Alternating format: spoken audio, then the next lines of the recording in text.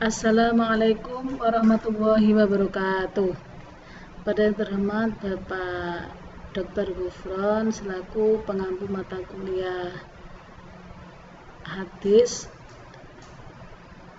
dan teman-temanku program Pasca Sarjana EN Salatiga, pertengahan kami menyampaikan materi tentang tobako. Tobako adalah kelompok atau beberapa orang hidup dalam satu generasi atau satu masa dan dalam periwayatan atau isnad yang sama atau sama dalam periwayatan saja. Maksudnya berdekatan dalam isnad adalah satu perguruan atau satu guru, atau diartikan berdekatan dalam berguru. Jadi para gurunya sebagai periwayat juga, para gurunya juga sebagai perawi lain. Misalnya tabaqat sahabat, tabaqat tabi'in, tabaqat tabi'in dan seterusnya.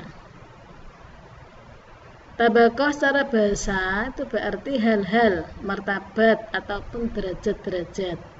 Seperti halnya tarikh, tabaqat juga bagian dari disiplin ilmu hadis yang berkenaan dengan keadaan perawi hadis. Urusan-urusan yang dalam masuk tabaqah adalah yang mana dari para perawi tersebut bersamaan hidup dalam satu masa, bersamaan tentang umur, dan bersamaan tentang menerima hadis dari syekh-syekhnya, dan bersamaan tentang bertemu dengan syekh-syekhnya. Dan para ulama membuat ta'rif ilmu tabaqah ialah ilmu yubhasu fi angkuli jama'atin tastariku fi amri wahid, suatu ilmu pengetahuan yang dalam pokok pembahasannya diarahkan kepada kelompok orang-orang yang berserikat dalam satu alat pengikat yang sama. Misalkan di sini adalah alat pengikatnya yaitu perjumpaannya dengan Nabi, subhah, dan para sahabat termasuk dalam tabaqah yang pertama.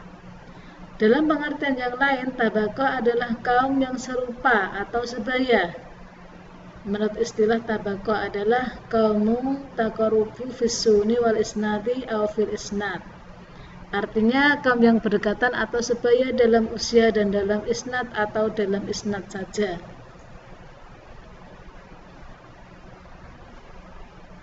Pada era sahabat digunakan beberapa cara untuk pemecahan hukum.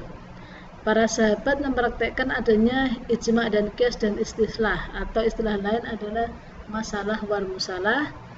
Bila mana hukum suatu masalah tidak ditemukan secara tertulis dalam Al-Quran as-Sunnah, maka para khalifah melakukan musyawarah untuk mencari kesepakatan bersama tentang persoalan hukum. Sehingga musyawarah tersebut diikuti oleh sahabat dan orang yang ahli dalam bidang hukum. Keputusannya diikuti oleh para sahabat lain sehingga bisa memunculkan kesepakatan sahabat. Sehingga itulah munculnya lahir ijma' sahabat yang diakui oleh sebagian ulama adalah Imam Ahmad bin Hanbal dan pengikutnya sebagai ijma' yang paling bisa diterima. Faedah dalam mempelajari ilmu tabaqah arwah adalah untuk mengetahui kemutasilan atau kemursalan suatu hadis. Sebab suatu hadis tidak dapat ditentukan sebagai hadis mutasil atau mursal kalau tidak diketahui apakah tabi'i yang meriwayatkan hadis dari sahabi itu segenerasi atau tidak. Kita lihat tabaqah sahabat tabi'in dan tabi'id. Tabaqah sahabat yang pertama adalah pada masa Khalifah 4 dan Bilal bin Rabah. Tabaqah kedua ini adalah Sa'id bin Zaid dan Sa'id bin Abi Waqqas. Tabaqah yang ketiga saat pada hijrah ke Habsyah seperti Hatib, Umar, Suhailullah. Tabaqah yang keempat adalah Rafi' bin Malik, Ubadah dan Ibnu Samit serta Sa'ad bin Jararah. Tabaqah yang kelima pada masa Bai'at pada Aqabah, Barak bin Ma'mar. Tabaqah yang keenam adalah para muhajirin yang mana waktu Nabi masih di Quba. Tabaqah yang ketujuh dalam perang Badar yang mana ada sejumlah lebih dari 110 orang yang mana antara lain Hatib bin Balta'ah, Sa'ad bin Mu'ad dan Al-Aswad. Tabaqoh yang ke-8 pada masa hijrah ke Madinah setelah perang Badar dan sebelum perang Hudaybiyah Al-Mughirah ibnu Syub'ah. Tabaqoh yang ke-9 yaitu Salamah bin Al-Wahwa, Sinan bin Abnu Sinan dan Abdullah ibnu Umar. Tabaqoh ke-10 perdamaian Hudaybiyah seperti Khalid bin Walid dan Amr bin As. Tabaqoh yang ke-11 yang mana sahabat-sahabat masuk Islam di masa pengalahan Makkah seperti Abu Sufyan, Hakim ibnu Hazan dan Atha ibnu Asyid. Tabaqoh ke-12 adalah anak-anak Yamah yang dapat melihat Nabi setelah pertengahan Makkah dan Haji Wada seperti Sa'id ibnu Yazid dan Abdullah bin Zalabah. Tabaqoh dalam 5 tabaqoh antara lain Badri, yaitu sahabat pada perang Badar. Yang kedua, sahabat yang masuk Islam. Yang ketiga, dapat menyaksikan perang Khandaq. Yang keempat, sahabat yang memeluk Islam pada penaklukan Makkah dan sesudahnya. Dan yang kelima, anak-anak budak. Tabi'in, dari jamak tabi'in, tabi' artinya orang muslim yang bertemu dengan sahabat dan mati dalam keadaan Islam.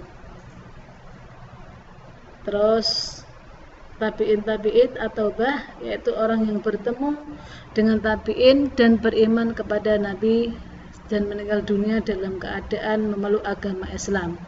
Para ulama menganggap bahwa Imam Malik bin Anas dan Imam Syafi'i termasuk dalam tabaqat ini. Sedangkan Imam Ahmad bin Hambal dianggap termasuk tabaqah sesudah atbaut atau tabi'in. Sebab pada tahun 241 Hijriah sedang tabi'in berakhir pada 220 Hijriah. Kitab-kitab tabaqah antara lain At-Tabaqatul Kubra, Tabaqatul Ruwah, Tabaqatul Tabi'in, Tabaqatul Muhadditsin wa Ruwah, Tabaqatul Al-Huffaz dan Tabaqatul Al-Huffaz.